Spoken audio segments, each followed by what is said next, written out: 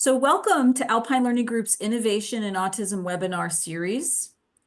For those of you who may not know, Alpine Learning Group offers a full range of diagnostic and applied behavior analysis-based educational and clinical services to individuals of all ages. Each year during Autism Acceptance Month, we share our expertise through free webinars and make them available to the community. At the close of this presentation, we'll share a link to learn about other presentations in this series. My name is Dr. Bridget Taylor, and I'm co-founder and CEO of Alpine Learning Group. And for nearly 35 years, I've had the pleasure of working alongside a group of innovative and compassionate leaders in the field of autism. I'm happy we're able to share their expertise with you here today. Today's webinar is called Effective IEPs and Collaboration, How Parents and Professionals Can Work Together to Maximize Success. We're joined today by two experts with extensive experiences navigating IEPs with learners and their families. Connie Sproul Bonarigo is the founder and president of Navigating Autism New Jersey. Navigating Autism was formed based on lived experiences and the belief that educating parents on the services available and how to advocate for these services is key to a child's educational success. Judith Weinstock is an attorney who represents children and adults with special needs in their families at Parles Attorneys at Law. Among her many achievements, she has served as a dedicated advocate for individuals with special needs, ensuring they receive the services, interventions, and legal protections they're entitled to. Thank you both for being here today. We're so grateful that you're willing to share your expertise. So we'll get started, and I'm going to go off camera, and I'm going to let Judith take it away. Thank you, everybody, for joining us today. Thank you, Dr. Taylor. We really are very pleased to be here and to present today, and we hope that this is very helpful in helping you gain knowledge and understanding of how to create effective IEPs and collaborate with all the professionals, including professionals from the district, in attaining the right program or the appropriate program for your children. So I'm going to start off. We have a lot of material here today to go over. I kind of want to streamline it a little bit. We don't have a lot of time, but we do feel it is important that from the very start to get a basic idea, because when you're collaborating with professionals and working on an IEP, you should have a sense of what your legal rights are or the legal rights of your children are and be familiar with the law. So I'm going to start off with that. I think we sort of probably this audience has a little bit of knowledge, at the very least, if not a lot, about the two federal statutes that provide rights or grant rights to children with disabilities. And one is the Section 504, the Rehabilitation Act, which is a civil rights law, and the other one is the Individuals with Disabilities Education Act. The IDEA, the Individuals with Disabilities Education Act, is the statute that actually provides and allows for and requires that an individualized education program be provided to your child. Section 504, like I said, is more like a civil rights statute. It is anti-discriminatory. I think the best example of that is for example, if your child's in a wheelchair, there has to be wheelchair accessibility to the schoolhouse. If your child is hard of hearing or it has ADHD, they get an accommodation that they sit in the front of the classroom. And Section 504 plans are just that. They're a list of accommodations and some modifications and possibly even related services to provide for your child to have access to learning. While the Individuals with Disabilities Education Act is the statute that provides and requires that districts provide actual interventions and specialized instruction to address your child's disability. So those are the two federal laws, and they're implemented through state law. And New Jersey state laws or regulations are found at NJAC 6A 14-1 if you're interested in just looking those over. It actually is very informative to look those over. There's also case law that interprets both the state and federal statutes. That is also very helpful, and that's where some of the law comes from as well. So we're going to focus on the Individuals with Disabilities Education Act because that's what we're talking about today. We're talking about creating effective IEPs, which comes from the Individuals with Disabilities Education Act, and collaborating to create effective IEPs, and also sometimes there needs to be modification of the IEPs in order to address your child's evolving needs. So just to go over the congressional purpose of the IDEA, it's pretty straightforward. Congress actually wrote it into the law. The purpose of the title is to ensure that all children with disabilities have available to them what's called a free, appropriate public education, or what we call in the biz FAPE. Important word there is appropriate. I'll come back to that in a second. That emphasizes special education and related services designed to meet their unique needs, so individualized needs, and prepare them for further education, employment, and independent living. Education is a broad term. We're not just talking about academics. We're talking about creating a program so that students attain skills that they're able to take with them in employment, that their daily living skills, so that they're able to live independently. These are all part of what the educational program should be. Or what they should attain, these types of skills. Now, going back to free, appropriate public education, and we'll go over this again and again throughout the presentation, I just want to emphasize we're talking about appropriate public education, a free, appropriate public education. We're not talking about the best education. That's something that's very difficult for everyone to kind of understand when they're talking about children. We're used to, like in family law, talking about what's in the best interest of the child.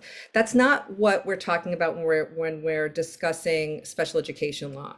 We're talking about what's appropriate, what program is appropriate to address the child or the student's disability in order for them to make meaningful progress towards the goals and objectives that are in the IEP. So that's really important. It's kind of like a dirty word. We don't even say it in our office. We never say what's best or the best program. We always couch it in terms of what's appropriate, what's necessary, what's required for the student in order to make meaningful progress. So going over again, the mandate entitles all children who meet the definition of a child with a disability to receive a free, appropriate public education, FAPE, in the least restrictive environment. And we're going to go over that in a second. What does least restrictive environment mean? Now, who is a child with a disability under the IDEA? A child is eligible for special education and related services if the student has one or more of the disabilities enumerated in the IDEA and the New Jersey Special Education Regulations, which I'll show in a couple of slides. The disability adversely affects the student's educational performance, and the student is in need of special education and related services. So special education and related services can address the child's disability. So law loves prongs or factors that need to be met. And this is one of those examples where we have three prongs. The student has to have a disability that's enumerated in the statute. The disability adversely affects the student's educational performance, and the student, a special education or specialized instruction and related services can address the disability.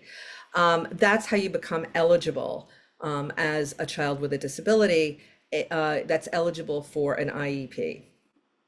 This is the list, as I mentioned before, of all the categories of disabilities. You see that autistic is in there. Other health impaired is in there, often used for children diagnosed with ADHD or another medical problem. There's specific learning disability and speech and language. So it's one of these categories that once you are deemed eligible, you're given this category in the IEP. So what is a free, appropriate public education? Just to review again, the term FAPE is defined as special education and related services that are provided at public expense, so no cost to the parent, and it meets the state's educational standards, and it complies with the child's individualized education program. So just to review, we're talking about appropriate public education, not the best. We're talking about appropriate, which in our terms we define as there are services that enable the child to make meaningful progress in their educational endeavors.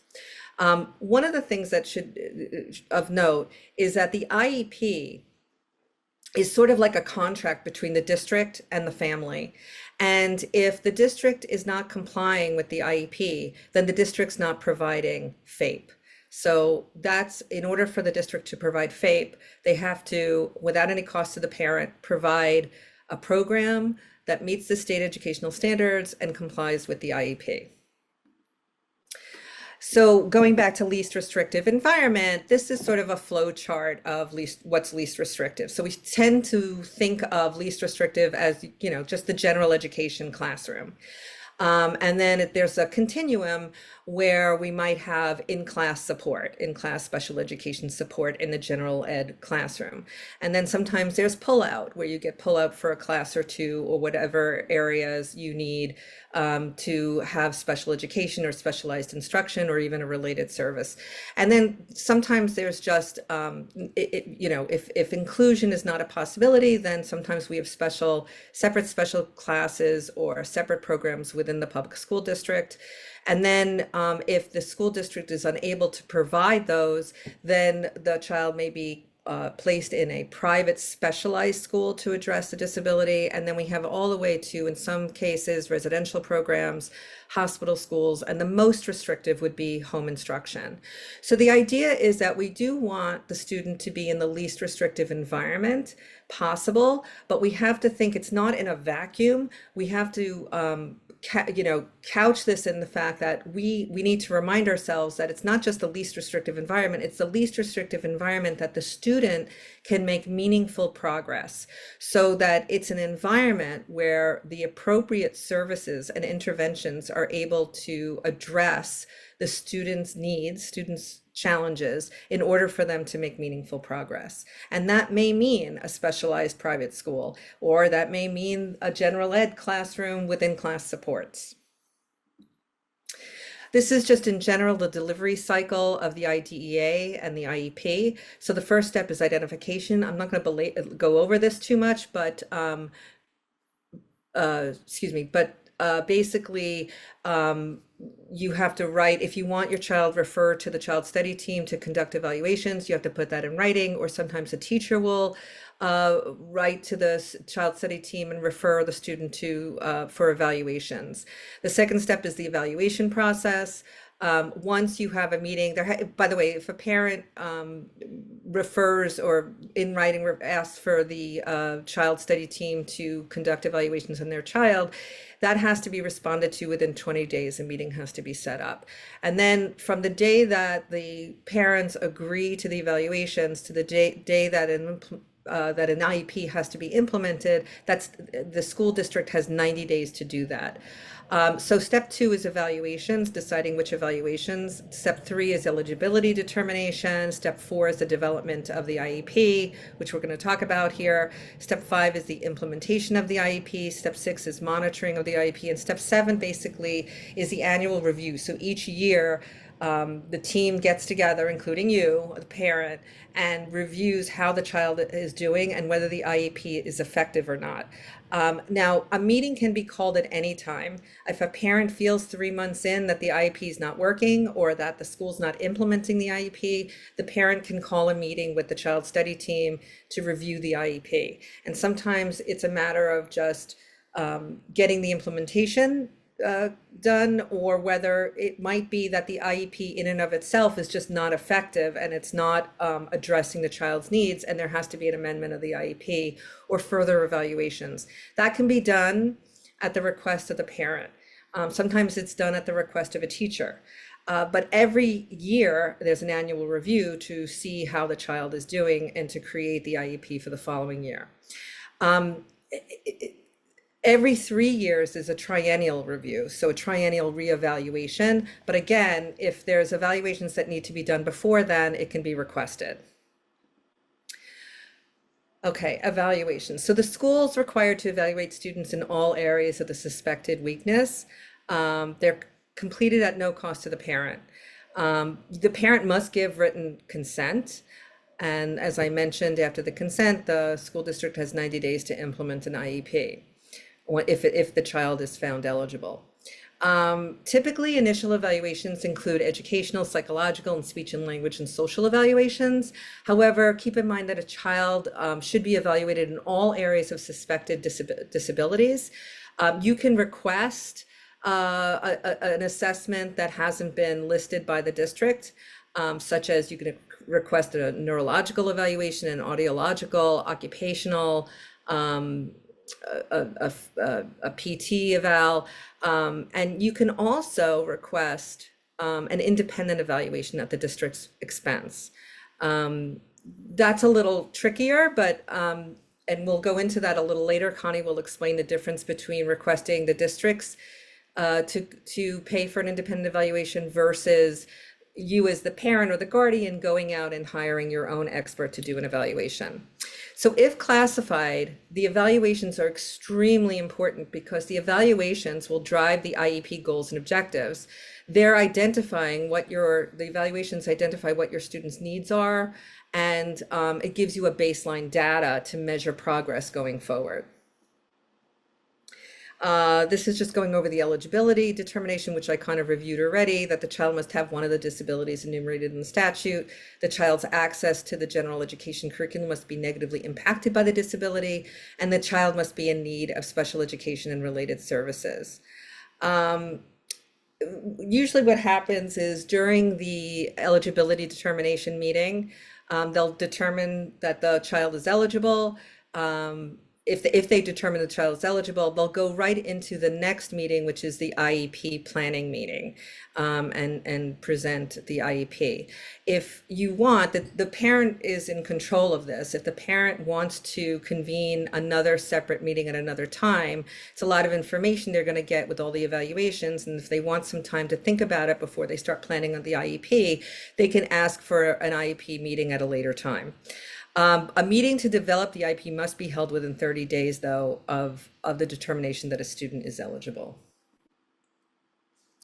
So the development of the individualized education plan. So this is the key.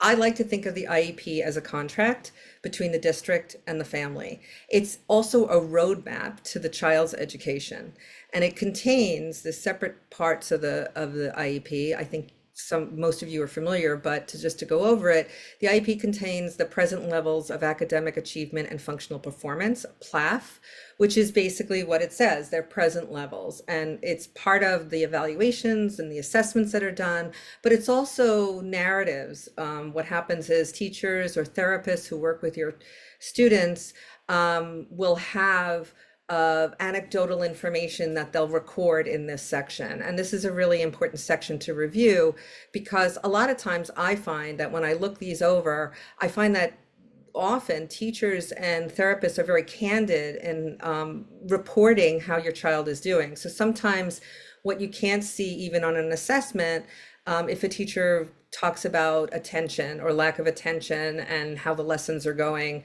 and that the child is able to do certain things but is not able to keep focus for longer than 10 minutes or 5 minutes, it gives you an indication of how they're functioning in school. The second part, or another part of the IEP, is measurable annual goals and short-term objectives, and these are really, really important, and Connie's going to go over those for you. There are transition goals and services starting at age 14, because you want to start thinking about where your student is going to be going after he's 18 or she's 18, and what transition services they may have and what the goals and services might be. That only happens when you at 14. So the next section would be placement determination, which is basically figuring out what the least restrictive environment will be.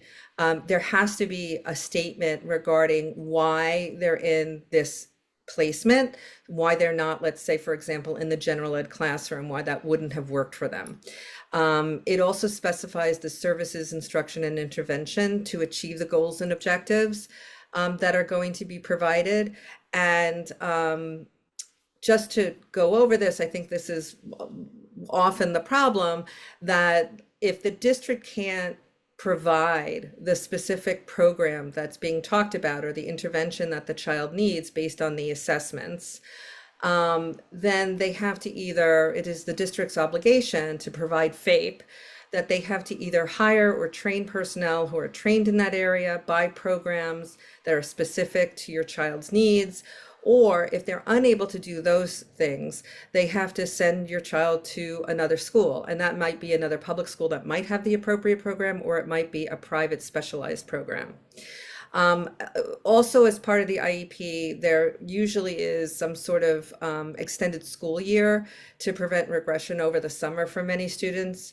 There's also a section for related services for students who need speech language therapy, OT, PT, and there's also specifics about transportation. If your student needs, let's say, a harness in the bus, on the bus, or a para to accompany them on the bus, that needs to be specified there. And then there's also a listing of accommodations and modifications to the gen ed curriculum and any extracurricular activities that your student engages in. The accommodations and modifications is what I talked about, like that's usually in a section 504 plan, but it's also included in the IEP as well. So who develops the IEP, the IEP team? It's very simple. It's basically the child study team. So it's going to be the case manager, at least one of the child's general education teachers, if there is one, at least one member of the child study team that evaluated the child. I prefer, and I think that parents need to request that all evaluators be at the meeting. You don't want to have just the case manager read a report, an evaluation that someone else did without being able to ask questions of the actual evaluator. So request that all evaluators attend the meeting. Anyone who referred the child for the evaluation, any other specialists is needed, and this is important. You're basically the most important member of the team in developing an appropriate IEP. It's really important that you're there. Sometimes it's appropriate that a child attend. It depends on the age. It depends on the emotional state. It depends on the abilities of the child and whether it's appropriate or not. The other thing is you can bring whoever you want to this meeting. If you have a home BCBA and you want that home BCBA to attend the meeting, they're allowed to attend. You just have to notify the team and they can attend with you. You can also bring an advocate, obviously, and a lawyer. Again, you need to inform the team that you will be bringing these individuals. Sometimes the school invites other professionals. I haven't really seen that too often. More often I have parents who I also encourage bring their people that have been taking care of their child, who have knowledge of their child. Sometimes they bring their doctors so that the team can get a better understanding and a fuller picture of the child. And just to go over, there's the annual review. So the child study team meets every year to go over the IEP. Reevaluations are conducted if conditions warrant. If you suspect another type of disability, as children grow, they also can develop different challenges. Their needs can change. It's always good to get an evaluation. But at least every 3 years, basically, it is required that evaluations be completed. And right now I'm going to hand it over to Connie Bonarigo. All right, so hello everyone. Thank you so much for joining us today. My piece, I'm going to describe to you evaluations and understanding your child's needs and why it is important. And it's very important to create an IEP that does meet your child's needs. And sometimes we don't know what our kids need. So we're going to discuss that here.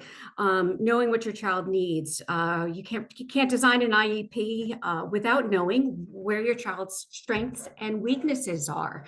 Understanding these needs by obtaining good evaluations is critical in order to be able to effectively work with your school.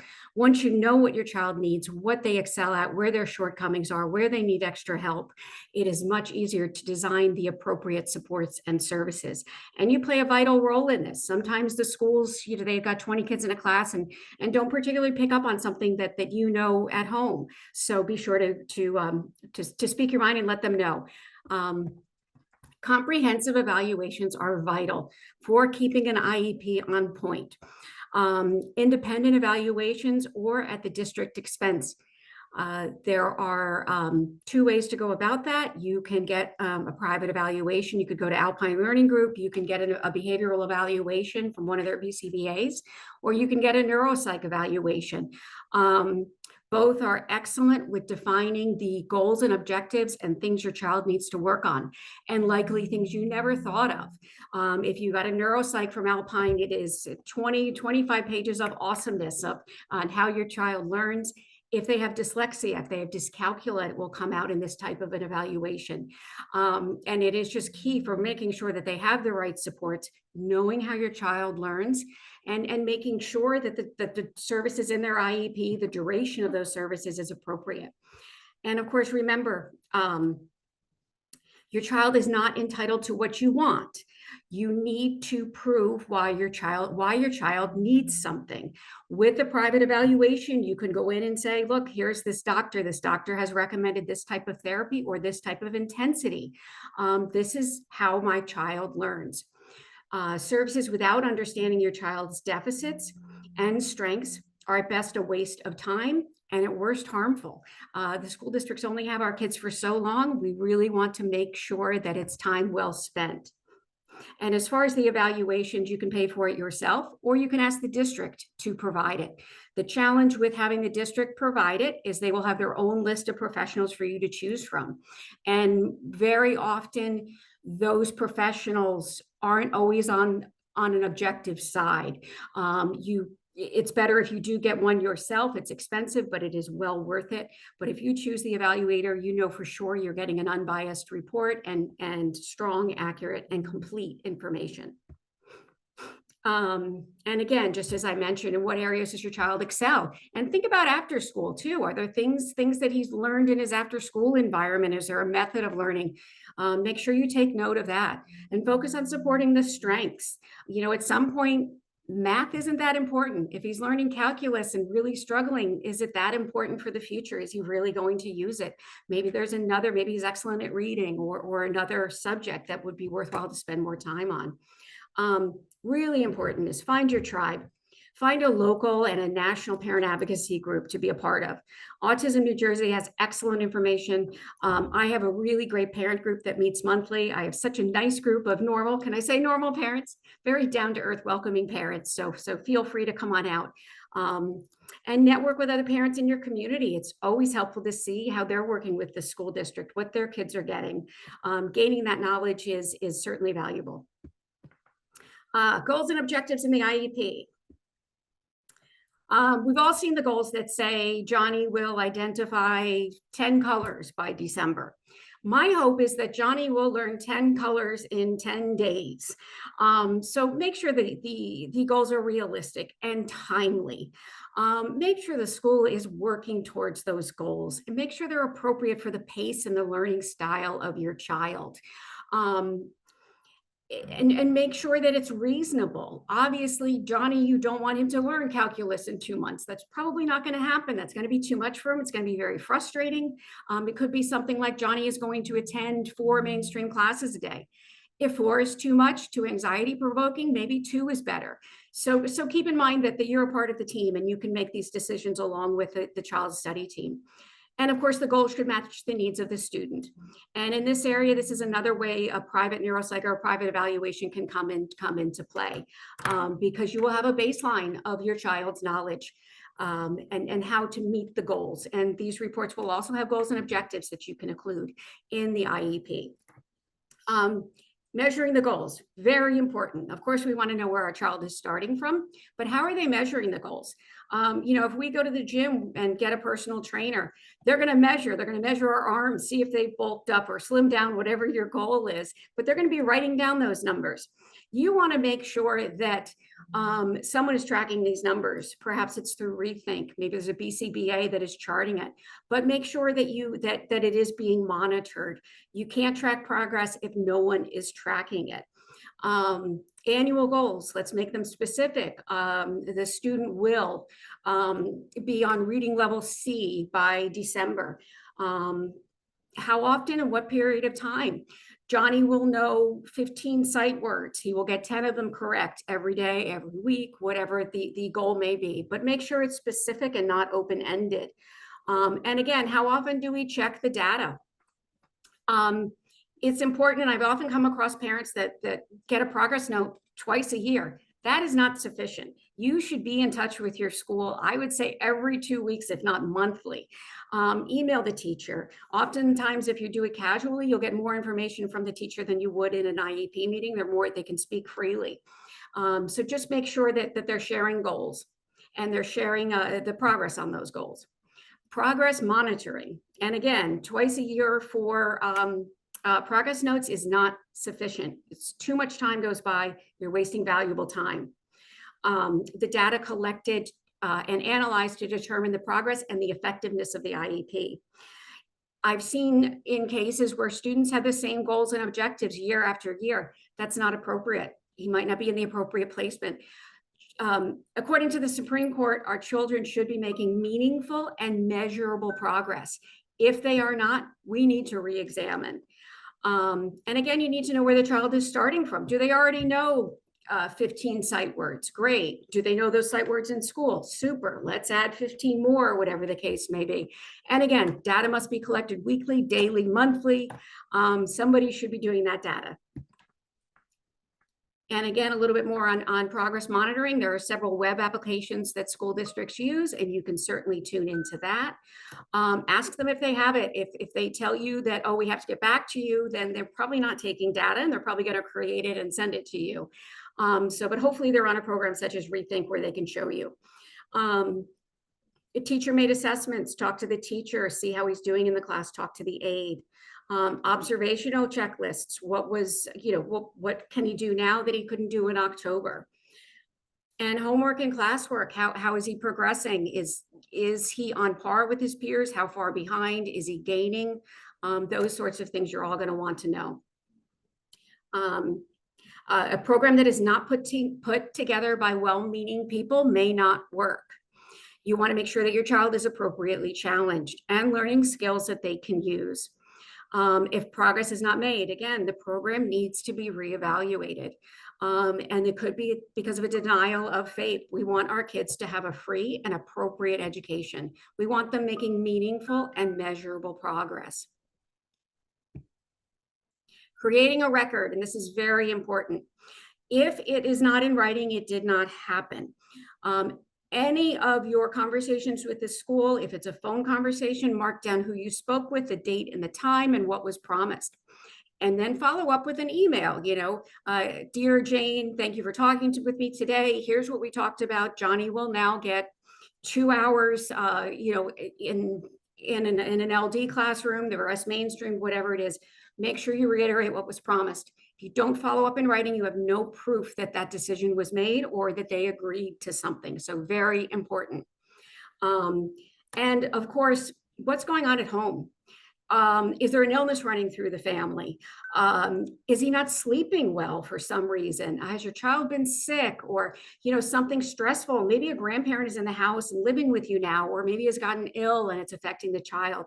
Collaborate with your school. Let them know that these challenges are existing at home and that they may carry over to school. They can give your child a little bit more leeway. Sometimes our kids, they behave differently because of a factor that's going on at home. So be sure to collaborate. That is always helpful. Make a record. Again, everything in writing. Good idea to start a notebook, to have all the IEPs, private evaluations, etc. And a section for emails about what was followed up on and what was promised. If it's not in writing, it was never said. Can't say that enough times, so make sure it's in writing. And always be reasonable. And I'm going to pass this back to Judy. So to reiterate what Connie said, it's very important to have a dialogue, maintain a dialogue and communication with your teachers, the therapists, everybody who's working with your child in the school. And it's very important to maintain a respectful way of communicating. It's not only important to gain the information, because I do think that most of the valuable information that we gain from what's going on in the school and about your child's progress is usually, like I mentioned before with the PLAFs, is usually by someone who's working with your child and is going to tell you something anecdotally. Obviously it's very important to also get the data that supports the progress, but I always find that anecdotal information from a teacher, from a therapist, from a BCBA, whoever it may be that's working with your child, is really, really vital, and to get it in writing. So if you bump into somebody in the supermarket, let's say you bump into a teacher and the teacher tells you something anecdotally about your child struggling, I always advise parents to follow that up with an email, hey, it was great to see you today. I really appreciate the information you provided to me about Tommy or Erica or whatever, and then reiterate what the teacher told you so that you have it's a record. Now I love this picture. She's like considering, should I be reasonable or not? But anyway, always be reasonable with the district. You don't want the district to create a record of unreasonableness. That does not look good. If in the end, first of all, you always want to seem reasonable. You always have the upper hand if you remain calm and you're reasonable. However difficult and challenging that might be in certain circumstances, it's always better to maintain a reasonable position and not let the district create a record of unreasonableness. That will only work against you. In the end, it will work against your child. Your child will suffer. So really learning the art of negotiation, of how to get to yes. Obviously this guy is unreasonable. He doesn't want to hear anything. So learning sort of the techniques of negotiation is always very helpful. We as lawyers at our firm always start from this position that we want to negotiate, we want to work, we want to collaborate with the district to get the appropriate program for the student so that they can make progress. A little praise goes a long way in the art of negotiation, maintain respectability. This is very important when you're at an IEP meeting or when you're discussing something with the case manager. Don't reject programs or services that the district is offering without considering them. That is how the district can start putting together a record of unreasonableness, because it's very difficult, like from a legal perspective in front of a judge, to explain why you just rejected a program or a service outright. You may know that either A, this program or service was provided 2 years ago and it didn't work and it failed miserably, or you may know someone in the program and that it's not a very good program. It doesn't matter. You have to go through the motions of considering the program. Go see the program that they're offering. Go, ask questions of the provider of the service. Assess the program. Sometimes I advise parents, depending on the situation, that they bring their own expert to review the program so that their expert can provide an opinion about why the program would not address their child's needs. So just remember not to just reject outright a program, but to actually consider it, go through the motions of considering it, look at the program, and specifically articulate why that particular program would not address your child's needs. And again, always helpful to have an expert or a treating professional back you up, support that with a letter and their own observations. So it could be, talking about the experts, it could be your own home BCBA, it could be a psychologist, it could be a neurologist, whoever it may be that can help you support what you're seeing that the program would not be sufficient. Always keep your eye on the prize. I always try to tell parents, and I do this myself with my own child, that I keep their face in front of me so I know, like I just envision their face so that I know, okay, they're who I'm not getting caught up in my own frustration and maybe my own disagreement with with the district personnel, and rather I'm looking for a solution, a resolution, and trying to get my child what they need. So, you know, for example, a long angry email might make us feel better in the short run, but it won't get you what you want in the long run. And for every communication with your child's school, you should be able to answer the question, does this advance my goal? And that answer has to be yes. Also, too many long emails. It's very important to keep a record and to make sure that you have a record, and emails are the best way of doing this. But that's just confirming sort of what has transpired, what struggles your child has been experiencing. But too many long emails, sort of like a tirade of like what's been going on for the past 3 years that has been wrong, you know, too many of those is just white noise and it's not effective. So we don't recommend that. So the other thing is about building partnerships and respect and cooperation, you know, building that up, and it really goes a long way. I think one of the things I already mentioned is that when you build partnerships, first of all, everybody's sort of in this, at least theoretically, for helping your child to get them what they need, and to address their challenges. And however frustrating it may be, and whatever the problems are with the district, we should just keep that in mind. I find that there's always one teacher or one therapist or one administrator or one case manager that's helpful, even when at the most frustrating times. The other thing is sometimes there can be a miss because there's so much contention and hostility between the district and a family that there actually are attempts to work together by the school to actually collaborate, that are misunderstood or misread. So you want to be careful that you're not cutting off ties, and you're not stopping an actual productive collaborative relationship that could come about. So I always say in the beginning, especially, establish a positive working relationship with people at the school. Develop honest and clear, open communication with your child's teachers and the administration. Keep them apprised about what's going on at home.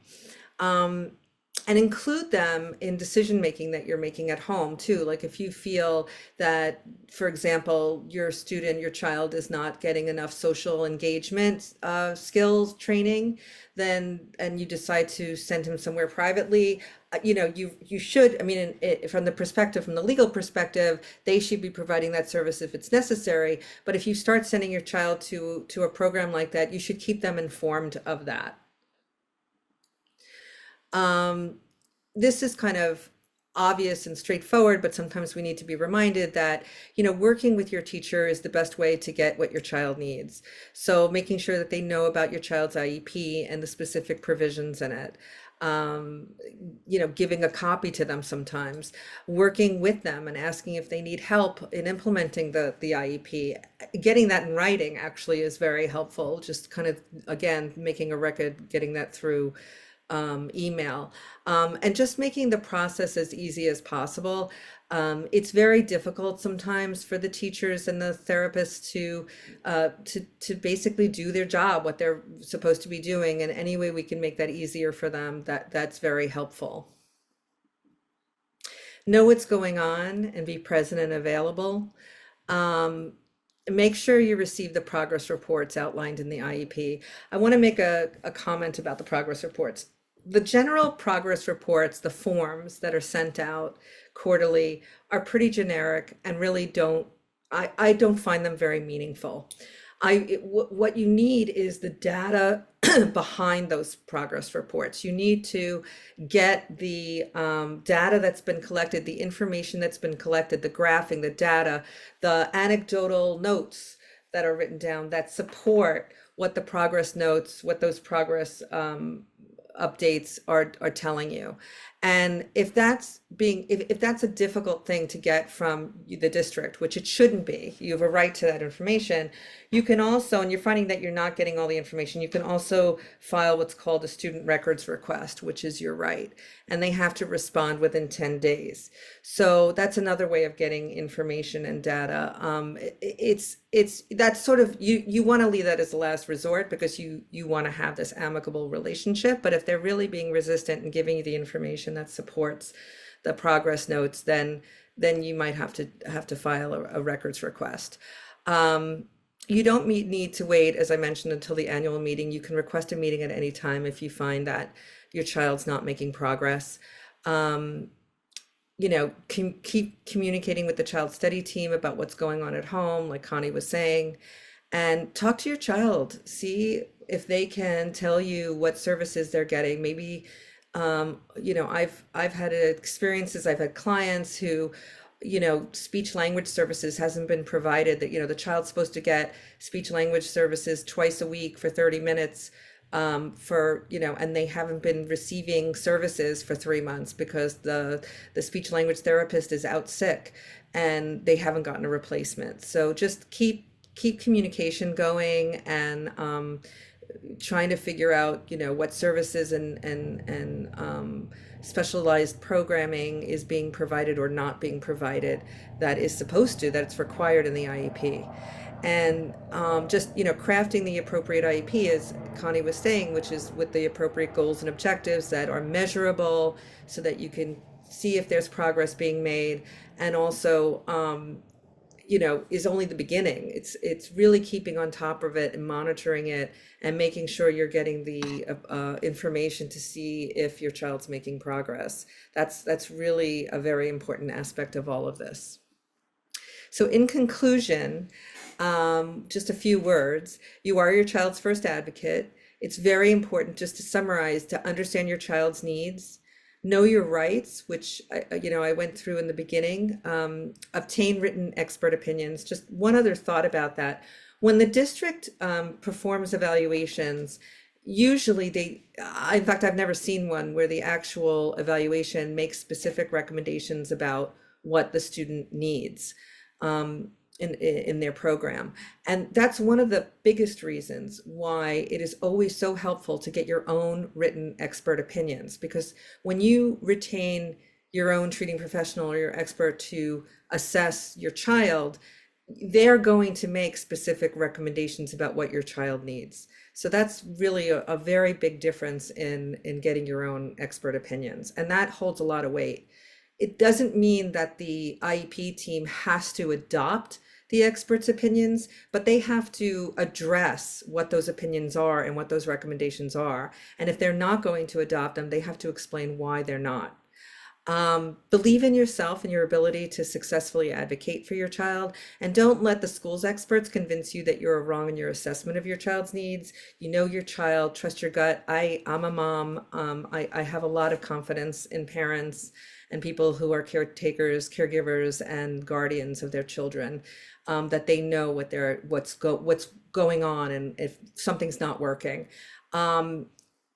I don't mean to denigrate or the experts that who work for the school. My husband's a teacher, so I straddle the fence a little bit, but what it is sometimes they're overworked. Sometimes you have a BCBA in a school district that's covering 5 different schools in the district, and they're only seeing your child for an hour once a month, or maybe a half an hour.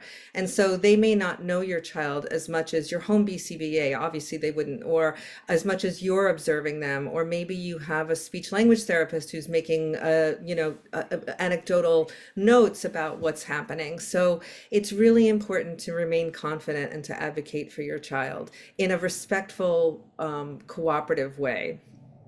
So final words: never under any circumstances tell the school that you just want what is best for your child. Your child is not entitled to the best education. He or she is entitled to an appropriate education. Put everything in writing. If it's not in writing, it was never said. And kindness and respect go a long way in getting what you want for your child. And just keep that in mind, that it can be so frustrating. I really do appreciate that It's your child. It's the most important thing in your world, and you want what's best for them, and you want to protect them, but you have to remain cool and calm and collected in order to be effective on their behalf. And that's it. Thank you so much. Well, thank you, Connie, and thank you, Judith. What a great presentation, lots of helpful information about navigating the IEP process and also how to collaborate and potentially get answers to your questions and outcomes that you're looking for. You're very welcome. So we have a couple of questions in the chat, and they're good questions. In fact, I was thinking of some of these as well. One is regarding triennials. What do you do if a district refuses to do the evaluations in all the areas of suspected weaknesses? We see this as well. Sometimes districts will say, well, nothing's going to change. We know he has autism and we're not going to change anything with his services. So why do we need to do an evaluation? And then they just opt for some informal observation of the learner in a classroom, or they just get the parent to sign off that they don't need to do any testing at all. So what should a parent do? I would send them to you. That's There are not always the things, answer. not the end, right?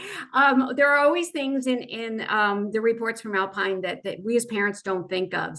I know Bridget came to see my daughter when she was going into kindergarten, and something as simple as telling Megan she needed to follow with her eyes, follow the teacher back and forth in front of a pretend chalkboard or whiteboard.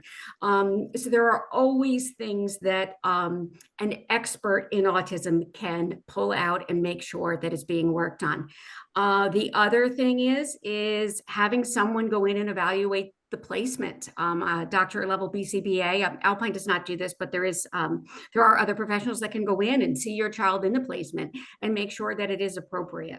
And I'll turn it over. And how do we get the districts to be accountable for the actual testing that should happen during the triennial? Judith? So they should request in writing, and supported by what we were explaining, that like if over the course of a year or 3 months, you've been noticing some challenges that your child's having, or it could even be, again, a teacher noted it to you, or, the accumulation of the record, right? The collecting of the record. There's a reason why you want that evaluation, and you want to support the request with those reasons. So what I would do is, the first step I would do is request in writing that the evaluation take place and why. And support it with as many emails that have gone back and forth between the teacher and yourself or whoever. Or maybe it's a private therapist or somebody who's working with the child privately who can also support that question. Maybe it's a doctor, an MD. Sometimes I've had doctors write letters requesting an evaluation, that the school do the evaluation. The school is required, the district is required to evaluate in all the suspected areas of disability. So you have a legal right to get them to do that. Having said that, and once you can basically file a petition for due process to make them evaluate. So you could do it on your own, you could get an attorney to do that. But having said that, and kind of along the lines of what Connie's saying, is at some point, if you're going to go to that extent and you're going to expend the resources on that, sometimes it's just more useful to get your own private assessment going. Because again, the school district's evaluations, they never have recommendations. They always have, it's an assessment. They never specifically say, we recommend that so-and-so has, speech therapy 3 times a week. They never say that, whether it's a speech language assessment, whether it's an OT assessment, whether it's an educational or a psychological assessment. They never make recommendations. While if you get your own private evaluation, preferably, depending on the situation, but I always like neuropsychological assessments or an assessment by, Alpine, on behavioral issues. So it depends on what the circumstances are, but I also tend to believe that if the school district is pushing back so hard on conducting this assessment, that I would just go get your own assessment and evaluation, because that evaluator, there's 2 reasons that make it so much more productive. One is that evaluator is going to make recommendations about what the child needs, and you present that to the IEP team. The other reason is you're going to get that report before you even submit it to the IEP team. So you can see what that report says and what the recommendations are before you even submit it. If you don't like what those recommendations are, I mean, to be candid, you don't have to submit it to the IEP team, and you can get another evaluation. So you're very much in control of that, where the district, if you're pushing the district to do this and you have to go to the extent of actually filing a petition, you're expending resources and you're requesting an evaluation that probably won't have recommendations. Now, even if you have a request for an independent evaluation to be done by the district, the same thing occurs where I feel less confident that, first of all, that evaluation is being paid for by the district. It can be done, it can be completed by another district. It just can't be completed within that district. They can actually get a professional from another public school district to do it, or they can get a private evaluator, and they get the report first, and they have the communication with that expert. And I just feel that it's more advantageous for the parent to be the one that's in direct communication with the treating professional and is able to see what the specific recommendations are before the district sees it, instead of the reverse. Yeah, and I always say to families, an evaluation is only as good as if it gets you something. Sometimes it's not necessary for districts to do the evaluations because the learner either can't respond in the context of the evaluation, and it might be disruptive to the learner to participate in certain evaluations. But then I've also seen the other side where we want the districts to do the evaluations because I think it would help with either curriculum-based, understanding of where that learner might place in terms of educational programming, grade level on certain academic subjects and so on. So sometimes we have to prompt them, no, actually we want the evaluations. I have another question here, which I think is another good one, is Ritesh is asking, is there a library or a repository of well-documented IEP goals for reference? I think this is a really interesting question because I often find our families at Alpine similarly don't know what to ask for, don't know what goals to pick, don't know, how do I know what I can ask to be worked on in the context of school? And so I don't know of a repository of goals. Sometimes assessment tools link out to goals that you can choose from based on where the learner places in the assessment. So for example, if a skill-based assessment like the ABLES or the AFLs are linked to a curriculum, which then you would choose the goals that they're not able to complete during the assessment or they score low on during the assessment.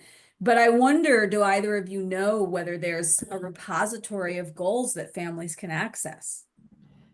I've seen them for transition goals, goals for independence for teenagers, but I haven't seen anything for the Connie, we can't hear you, I don't think. Oh, I'm sorry. Can you hear me now?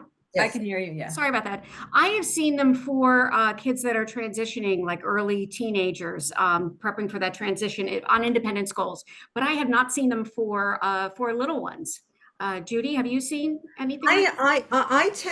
I mean, every once in a while, because this is sort of not, on the legal end of things. So I usually look to experts' recommendations of what goals and objectives should be included in the IEP. Every once in a while, I do search for a good set of goals and objectives to look at. What I find is that it's kind of difficult. It would be nice. Sometimes there are repositories, like I found something recently for executive functioning. But my concern with it is that it's not individualized enough. It would be helpful. I do believe that it would be helpful, but I don't know if we should just be picking and choosing out of a repository to be put into a specific IEP for our child, for each individual child. I don't think that's individualized enough. I think you really need a professional to assess and come up with the goals and objectives. I usually expect that. Because, I definitely don't have the expertise to know what goals and objectives, to put in. I don't even, I read the reports and I take what I read in the report, but I do find that there is a need. I agree. It would be very helpful if there was like some central repository. I kind of find little things here and there from various organizations, depending on what challenges they're talking about or what they're working on. But again, I'm always very reluctant to use those, just because I feel like, the IEP is set up just for that, to be individualized and to address the unique needs of the child. So, Yeah, and I think sometimes families need ideas. It's like, oh, I right, never thought of that. And so there are a couple of good books out there. Dr. Peter Gerhardt and Shana Branham's new book, Making It Meaningful, is a great book to identify some goals that might have longer term impact if they're taught at a younger age. So yeah, there are different books, some of the ABA manuals will have a list of goals. If your son or daughter are in a ABA program already, they likely have a curriculum that they're referencing and referring right. to. I know Rethink has a built-in curriculum, so there are resources. We're just about out of time, but I do want to just ask this last question that's in the chat. A parent asked, if my child has a specific issue like reading, like a reading disability in addition to autism or whatever other disability, is the district required to pay for a private reading specialist if the school doesn't have a reading specialist? It depends. Okay. In true legal That said like a true attorney. Right. So the first step is to, if they don't have, it depends what kind of reading specialist they need. Again, the assessment, the recommendations, it has to be specific. Like they need a specific program. Let's say it's Orton Gillingham that someone recommends, but what's happening now is you can't it's not that you can require the school to provide someone who's certified in Orton Gillingham. It's that you have to provide a report, a specialist, an expert report that says this is the only type of program that will address the child's disability, that will allow the child to make meaningful progress. And under those circumstances, you have a strong argument that they need to provide, this is an example, a certified Orton Gillingham instructor. If the district can demonstrate that they have someone who is just as effective, but not an Orton Gillingham certified instructor, then the district has a case. So you have to demonstrate that your child has failed to make progress in their program with their instructor, and therefore they need this specialized program and they should be paying for it. And they either pay for it by hiring like I mentioned before, they're going to hire someone to come in and teach the child at school, or they pay for it privately, or they send them to a specialized school, like a program for that has Orton Gillingham certified instructors, and that's the methodology they use. Great. Thank you for that answer. And thank you everybody for the questions. Judith, if you could just fast forward to the services page. For those of you, you can go to the one before it. For those of you who are joining us and may not be aware of our range of services, as you can see, we do have diagnostic and consultation services along with various assessments that we provide. These are a list of the services that we offer. If you're at all interested, feel free to call the number on the screen, on the slide.